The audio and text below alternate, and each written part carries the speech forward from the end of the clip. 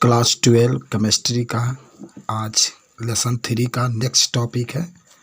शुरुआत आपका होगा गिब्स ऊर्जा। कोई आपसे पूछता है गिब्स ऊर्जा किसे कहते हैं, तो हम इसको बता सकते हैं किसी भी सेल में उसके आवेश और उसके इलेक्ट्रोड विभव के गुणनफल को गिब्स ऊर्जा कहते हैं। इसे डेल्टा जी से प्रदर्शित करते हैं और आप डेल्टा जी बराबर -n/F सेल या डेल्टा जी बराबर आवेश गुणे इलेक्ट्रोड विभव। बहुत ही सिंपल है। आवेश और इलेक्ट्रोड जो विभव होता है उसके गुणनफल को हम लोग गिब्स ऊर्जा कहते हैं। उसके बाद से आगे एक और डिफिनेशन आता है जिसका नाम होता है मानक गिब्स ऊर्जा। हम लोग देख रहे हैं यहाँ पर मानक गिब्स ऊर्जा। तो कहेंगे किसी बिलियन में उसका तापमान 298 केल्विन है, तो उस बिलियन में प्रवाहित आवेश और इलेक्ट्रोड विभव के गुणनफल को मानक गिब्स ऊर्जा कहते हैं और हम इसे डेल्टा जी नॉट से प्रदर्शित करते हैं और डेल्टा जी नॉट बराबर -n/F सेल होता है। तो मानक गिब्स ऊर्जा बराबर आप इतना लिख सकते हैं, जहाँ n इलेक्ट्रॉनों की संख्या, F फैराडे नियतांक जिसका मान 96,500 होता है और E0 सेल आपका दिया गया है। उसके बाद से नेक्स्ट आप देख रहे हैं जिसका नाम है विद्युत अपघटनी। तो विद्युत अपघटनी के बारे में हम लोग पढ़ चुके हैं कि जब किसी पदार्थ को जल में या डाला जाता है तो और वह अपने आयनों में टूट जाता है, तो इसे वैद्युत अपघटन कहते हैं। तो यह है वैद्युत अपघटनी या वैद्युत अपघटन। तो जब किसी पदार्थ को जल में डाला जाता है और जब वह पदार्थ अपने आयनों में टूट जाता है, जैसे अगर हम लोग सोडियम NaCl है, अगर हम इसको जल में डालेंगे तो ये Na+ और Cl- में टूट जाता है, तो इसको वैद्युत अपघटन कहते हैं। एक और आपका टॉपिक आता है जिसका नाम होता है वैद्युत प्रतिरोध। तो वैद्युत प्रतिरोध कोई पूछता है तो किसी पदार्थ में धारा के बहने में जो रुकावट पैदा करता है उसे वैद्युत प्रतिरोध कहते हैं। इससे R से प्रदर्शित करते हैं, इसका मात्रक ओम होता है और R बराबर R जो होता है आप इसको लिख सकते हैं L/P या R बराबर आप चाहें तो लिख सकते हैं V/R, जो भी आपको लिखना है। उसके बाद से एक और चीज़ आता है जिसका नाम होता है विशिष्ट प्रतिरोध या प्रतिरोधकता। तो विशिष्ट प्रतिरोध या प्रतिरोधकता के बारे में ही बता सकते हैं यहाँ पर हम लोग कि यदि किसी तार की लंबाई L हो या किसी तार की लंबाई 1 मीटर हो तथा इसका क्षेत्रफल 1 मीटर स्क्वायर हो, तो तार का विशिष्ट प्रतिरोध तार के प्रतिरोध के बराबर होता है। तो यदि किसी तार की लंबाई 1 मीटर हो, देखिए जहाँ लंबाई है तहाँ आप 1 लिख सकते हैं, जहाँ क्षेत्रफल है तहाँ 1 मीटर स्क्वायर लिख सकते हैं। तो तार का जो विशिष्ट प्रतिरोध है ये रो है, जिसी को विशिष्ट प्रतिरोध कहते हैं, वह तार के प्रतिरोध के बराबर हो जाता है। मात्रक अगर लिखना चाहते हैं तो ओम × मीटर आ जाएगा और इसका जो प्रतिरोधकता होता है प्रतिरोध के समानुपाती होता है, यानी किसी तार का प्रतिरोध जितना अधिक रहेगा उसकी प्रतिरोधकता भी उतनी अधिक रहेगी। उसके बाद से एक आता है चालकत्व। तो आप कह सकते हैं इसमें चालकत्व में वैद्युत प्रतिरोध के व्युत्क्रम को चालकत्व कहते हैं, जिसे कैपिटल G से प्रदर्शित करते हैं। तो बहुत सिंपल है, वैद्युत प्रतिरोध के व्युत्क्रम को चालकत्व कहते हैं, इसे कैपिटल G से प्रदर्शित करते हैं। मात्रक में हम लिख सकते हैं, इसका मात्रक सीमेन होता है, S से प्रदर्शित करते हैं, या इसी का मात्रक प्रति ओम भी होता है। उसके बाद से एक और आता है विशिष्ट चालकता या चालकता। तो आप इसको बता सकते हैं यहाँ पर कि प्रतिरोधकता के व्युत्क्रम को विशिष्ट चालकत्व या चालकता कहते हैं। इसे कापा यानी के है, इसे कापा से प्रदर्शित करते हैं। तो प्रतिरोधकता के व्युत्क्रम को विशिष्ट चालकत्व या चालकता कहते हैं और इसे कापा से प्रदर्शित करते हैं। और आप इसको सूत्र भी लिख सकते हैं यहाँ पर, कापा के बराबर लिख सकते हैं L/P लिख सकते हैं, 1/P लिख सकते हैं। मात्रक में सीमेंस प्रति मीटर लिख सकते हैं। उसके बाद से एक होता है इलेक्ट्रॉनिक चालकत्व। तो इलेक्ट्रॉनिक चालकत्व को बता सकते हैं कि धातुओं के चालकत्व को इलेक्ट्रॉनिक चालकत्व कहते हैं, यानी धातुओं के जो चालकता होती है उसी को इलेक्ट्रॉनिक चालकता कहते हैं। उसके बाद से एक और आता है आपका डिफिनेशन देख रहे हैं डोपिंग। डोपिंग अगर कोई पूछता है तो बता सकता है कि शुद्ध जर्मेनियम और सिलिकॉन में जब बाहर से कोई अशुद्धि पदार्थ मिला दिया जाता है तो उसे डोपिंग कहते हैं। जैसे हम लोग पढ़े थे ना, N प्रकार के अर्धचालक और P प्रकार के अर्धचालक, तो वही है। तो शुद्ध जर्मेनियम या सिलिकॉन में जब बाहर से कोई अशुद्ध पदार्थ मिला दिया जाता है तो इसे हम लोग डोपिंग कहते हैं। उसके बाद से एक चीज़ और आता है जिसका नाम होता है मोलर चालकता। तो इस मोलर चालकता का भी हम लोग डिफिनेशन बता सकते हैं। तो आइए मोलर चालकता का हम लोग डिफिनेशन देखते हैं। आप बता सकते हैं कि एक मोल विद्युत अपघटय के विलयन जिसमें इलेक्ट्रोडों के अनुप्रस्थ काट का क्षेत्रफल 1 सेंटीमीटर स्क्वायर तथा उनका बीच की दूरी 1 सेंटीमीटर हो तो इसे मोलर चालकता कहते हैं। और इसे लैम्डा, इसको लैम्डा कहते हैं, इसे लैम्डा m से प्रदर्शित करते हैं। और मोलर चालकता और चालकता में संबंध, तो लैम्डा m बराबर कापा गुणे v, जहाँ लैम्डा m मोलर चालकता है। आप बता सकते हैं कि जो लैम्डा m है वह मोलर चालकता है, जहाँ कापा है चालकता है और v आपका वेग है। उसके बाद से आगे हम लोग बढ़ते हैं तो एक और आता है यहाँ पर आयनिक विलयनों के चालकता का मापन।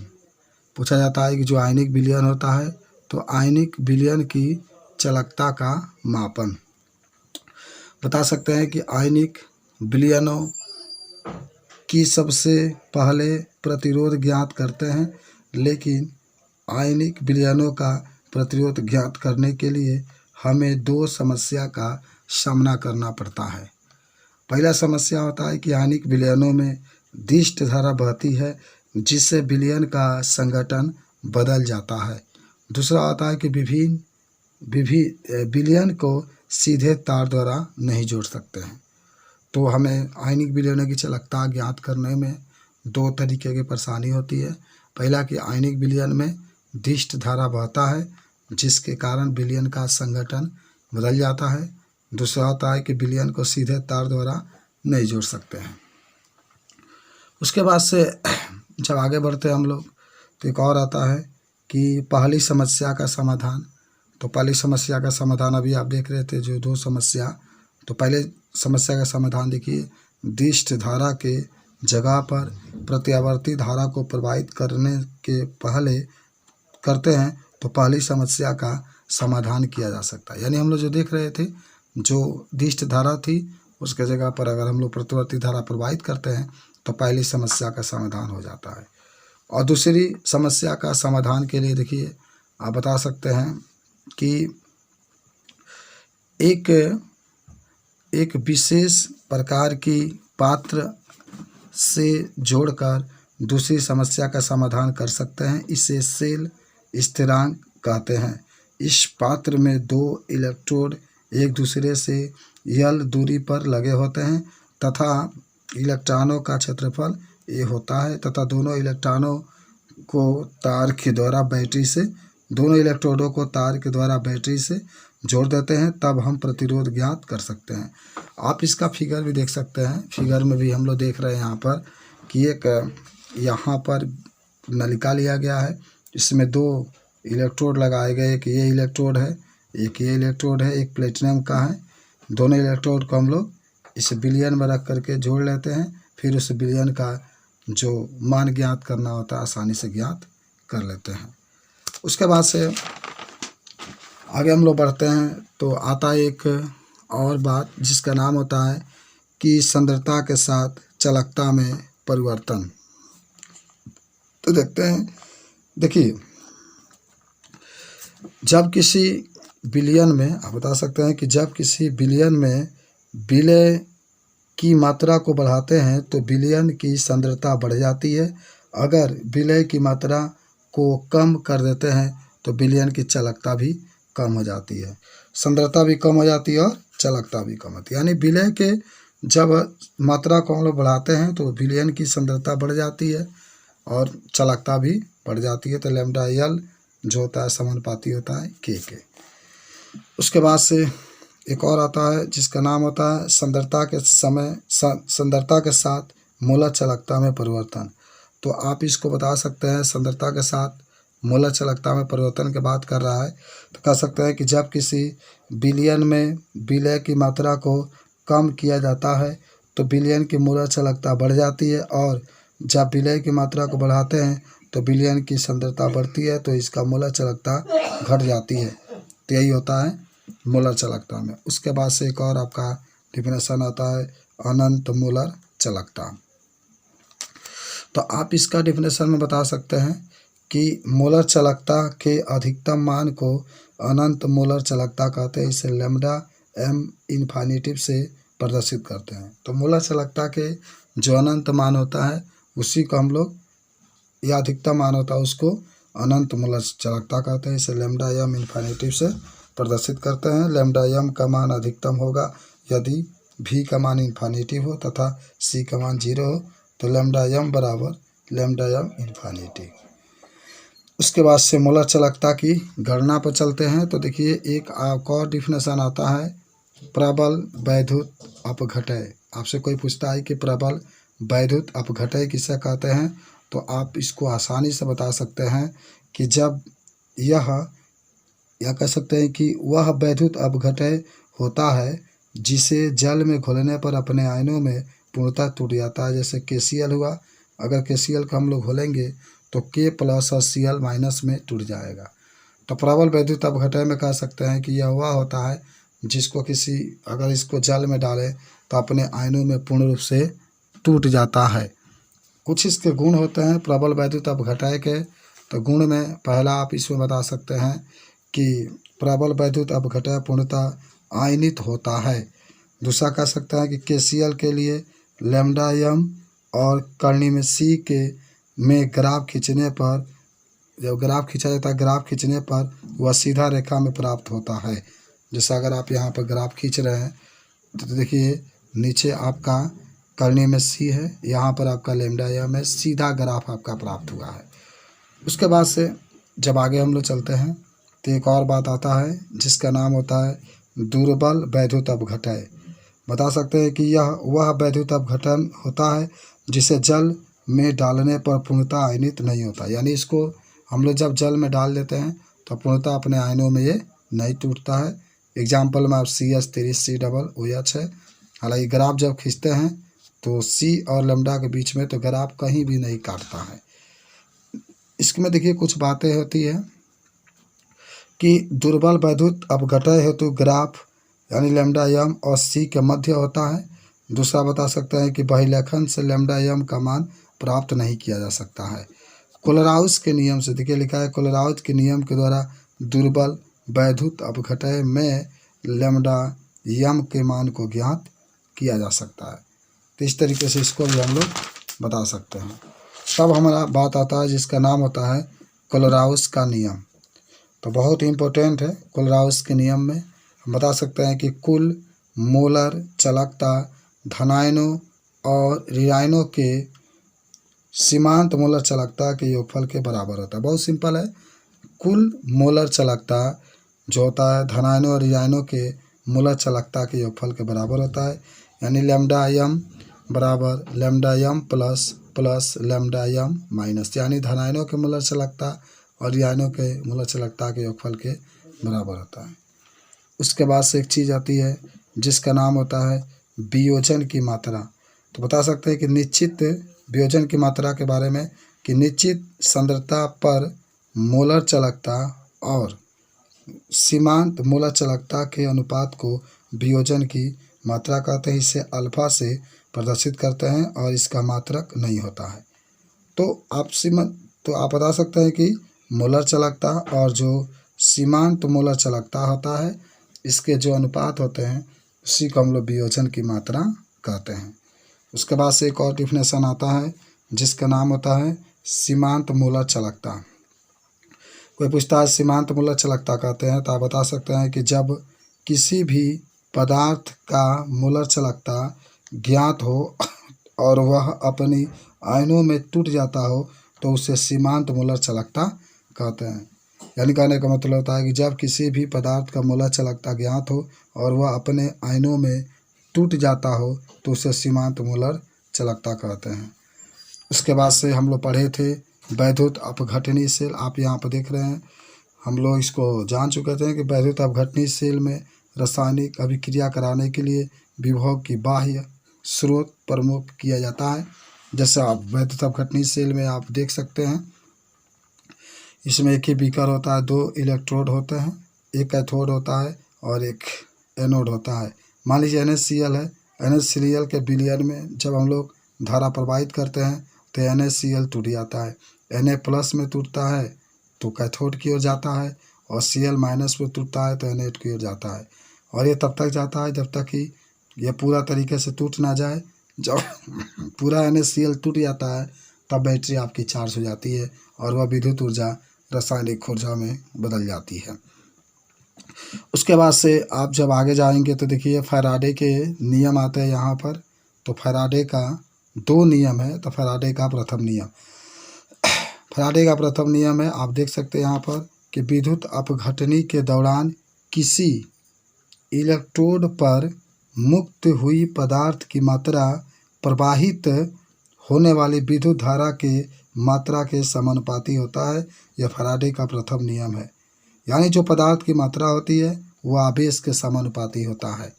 तो फैराडे का प्रथम नियम है, जो पदार्थ की मात्रा होता है वह आवेश के समानुपाती होता है। इसके बाद से हम लोग चाहें तो फैराडे का द्वितीय नियम भी बता सकते हैं कि विभिन्न विद्युत अपघटय का आवेशित पदार्थ की जो मात्रा होता है तुल्यांकी भार या द्रव्यमान के समानुपाती होता है। जो पदार्थ की मात्रा होता है वह तुल्यांकी भार के समानुपाती होता है। इस चीज़ को भी हम लोग बता सकते हैं। बोलिए तो मत, आगे बढ़ते हैं। नेक्स्ट आगे हम लोग बढ़ते हैं। अब आ जाते हैं हम लोग बैटरी के पास। तो बैटरी के बारे में पूछा जाता है।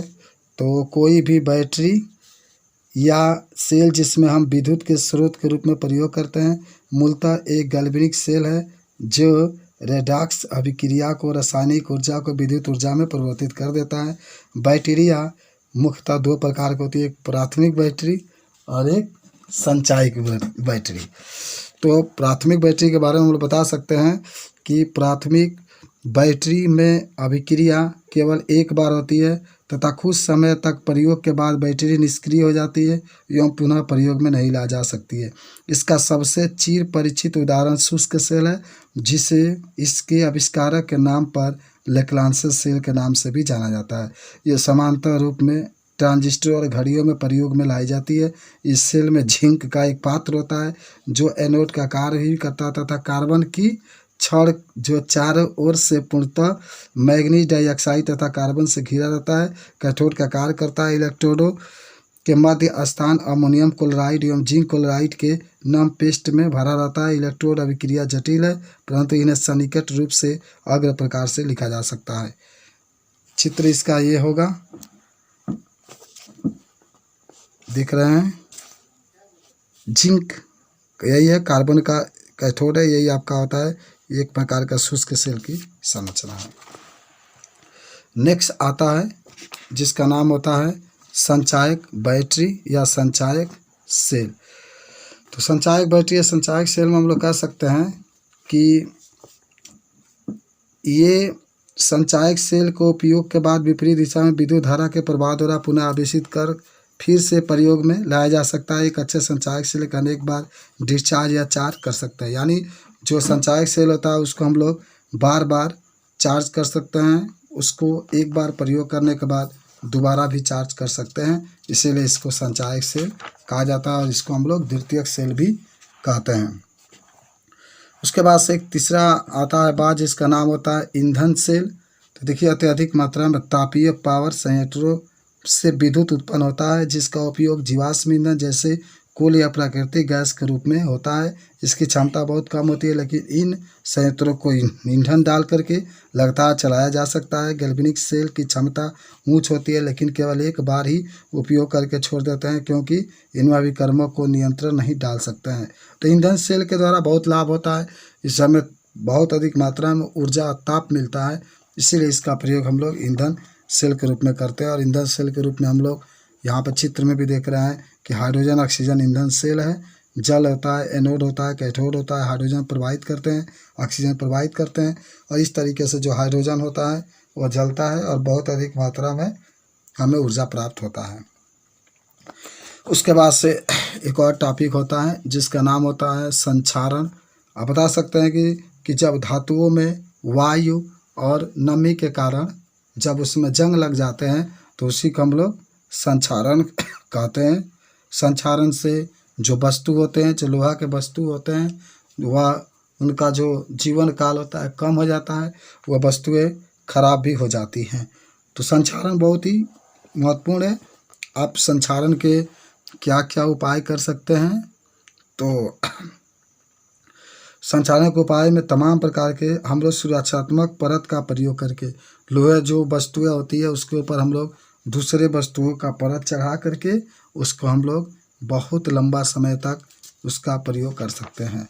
तो इस तरीके से हम लोग चाहें तो इस पार्ट के बारे में कुछ कर सकते हैं। अंतिम एक हेडिंग होता है जिसका नाम होता है ग्रीन हाउस प्रभाव या हाइड्रोजन। हाइड्रोजन का उपयोग हम लोग जानते होंगे वायुयान उड़ने में करते हैं क्योंकि ये बहुत ही हल्का गैस होता है और इसका उपयोग जो होता है वायुयान वगैरह जितने भी होते हैं उसके उड़ान में इसका प्रयोग किया जाता है। इसी के साथ ये वीडियो ख़त्म होता है।